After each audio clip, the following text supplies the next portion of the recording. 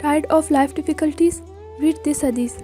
Abu Sa'id and Abu Huraira reported that Prophet peace be upon him said, "No fatigue, no disease, nor anxiety, nor sadness, nor hurt, nor distress befalls a Muslim, even if it were the prick that he received from a thorn, but that Allah forgives some of his sin for that." And this hadith is collected from Al-Bukhari and Muslim. And this hadith means that the sins of a Muslim will be forgiven because of his difficulties. In this world, we will be tested. This world is no more than a test in which all human beings are bound to face some hardships and challenges that reveal their patience and steadfastness. And the forms of this test varies for every person.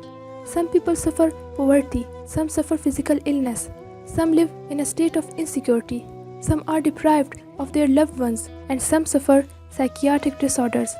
Referring to this fact, Allah subhanahu wa ta'ala says, "And surely we shall try you with something of fear and hunger and loss of wealth and lives and crops, but give glad tidings to the patient, who say when afflicted with calamity, to Allah we belong, and to Him is our return.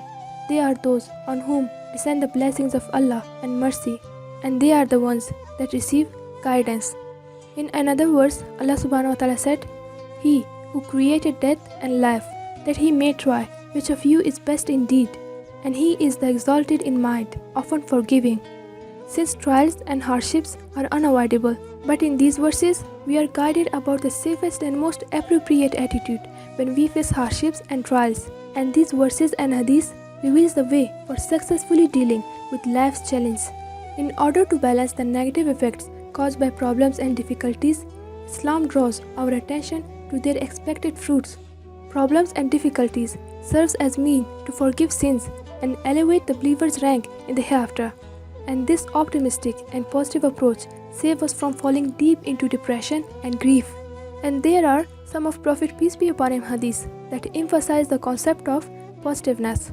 Abu Yahya Shuaib bin Sinan reported that Prophet peace be upon him said, "How wonderful is the case of a believer. There is good for him in everything, and this applies only to a believer. If prosperity attends him, he expresses gratitude to Allah, and that is good for him. And if trouble befalls him, he bear it patiently, and that is good for him." This hadith is collected from Muslim. There is another hadith. Abu Huraira reported that Prophet peace be upon him said, "He whom Allah intends good, He makes him to suffer from some difficulties." And this hadith is collected from Al-Bukhari. Similarly, there is another hadith. Abu Huraira reported that Prophet peace be upon him said, "A Muslim male or female continues to remain under trial in respect of his life, property and offspring until he faces Allah the Powerful with no sin record." And this hadith is collected from At-Tirmizi. The message the hadith convey is that every Muslim should expect hardships and trials in his life, and he should prepare to deal with them. And this point makes a distinction between one who trusts in Allah and His mercy and one who feels that he is alone in this world and he faces these challenges isolated from any source of support or assistance.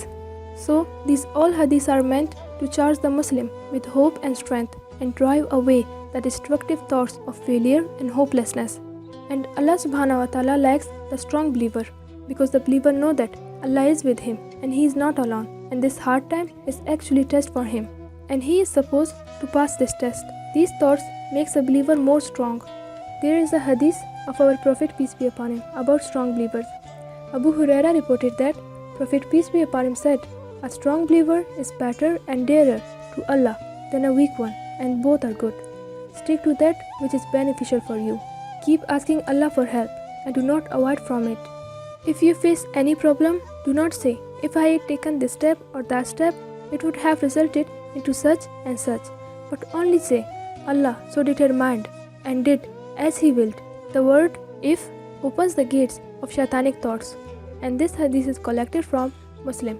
Prophet peace be upon him advised his cousin Ibn Abbas.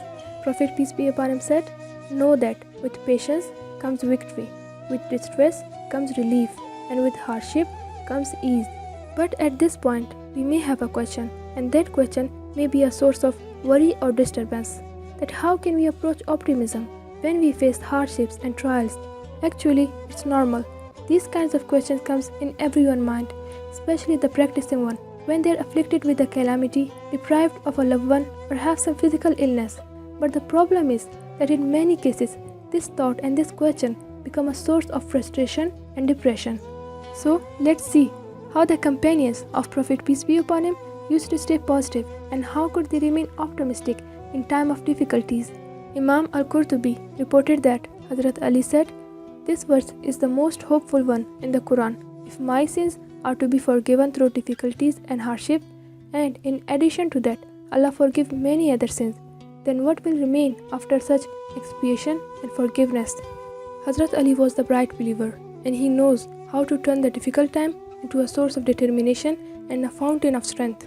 Everyone will be tried according to his level of faith. One who has strong faith will undergo a strong trial, and one who is of weak faith will receive a weak trial. And these difficulties will not just forgive the sins, but they will also hide the ranks of a believer in the hereafter. There is a dua in Sahih Bukhari, and that's very beautiful dua to seek protection from hardships and enemies. And that dua is, "O Allah, I seek refuge in you from the difficulty of affliction, from the burden of hardship, from evil judgment, and from the enemy's evil happiness for my suffering. Ameen."